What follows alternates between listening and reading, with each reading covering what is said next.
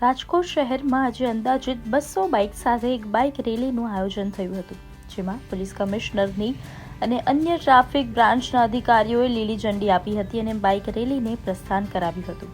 Traffic વ્યવસ્થાને લઈને અને લોકોમાં જાગૃતતા આવે તે ઉપરાંત ટ્રાફિકના નિયમોનું ચુસ્તપણે પાલન કરવા માટે જરૂરી સૂચનાઓના બેનર સાથે રાજકોટ રિંગ રોડ અને રેસકોર્સ ખાતે ગુજરાતભરના બાઇકર્સે સંદેશો લઈને નીકળ્યા હતા.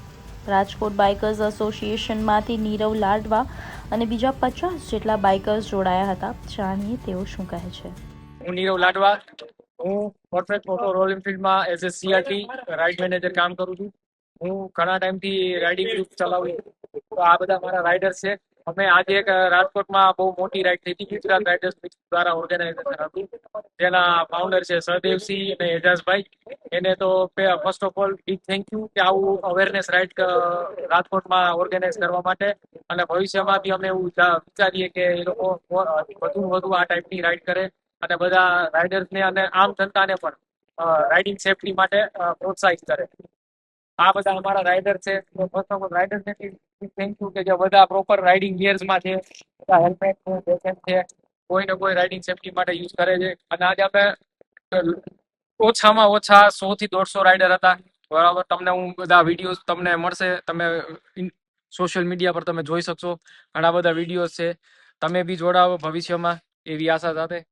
ખાસ કરીને Rajkot police, Rajkot traffic police, બધા અધિકારીઓને ખૂબ જ અભિનંદન કે અને થેન્ક યુ કે એને મારો સાથ આપ્યો, અમને છેક સુધી અમને એક્સકોર્ટ કર્યા, અમને પ્રોપર ગાઈડન્સ બી આપ્યું એ લોકોએ, માટે થેન્ક યુ.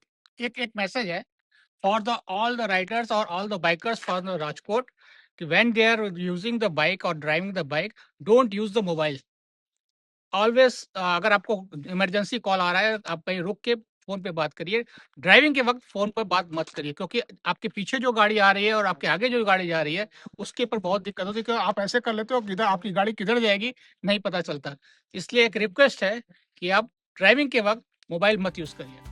ગુજરાતભરમાંથી સહદેવસિંહ જાડેજા, એજા શેખ ઉપરાંત અન્ય બાઇકર્સ રાજકોટ ખાતે ટ્રાફિક અવેરનેસની મુહિમમાં આગળ ધપાવવા અને સેફટી રાઇડ અંગેની જાગૃતતા લાવવા વર્ષમાં સમગ્ર ગુજરાતમાં અંદાજિત 4 રેલીઓ કરે છે, જેમાંની આ વર્ષની પહેલી રેલી રાજકોટ ખાતે યોજવામાં આવી હતી. 150cc લઈને 650cc સુધીના અધ્યયન બાઇક જોઈને લોકો રોમાંચિત થયા હતા.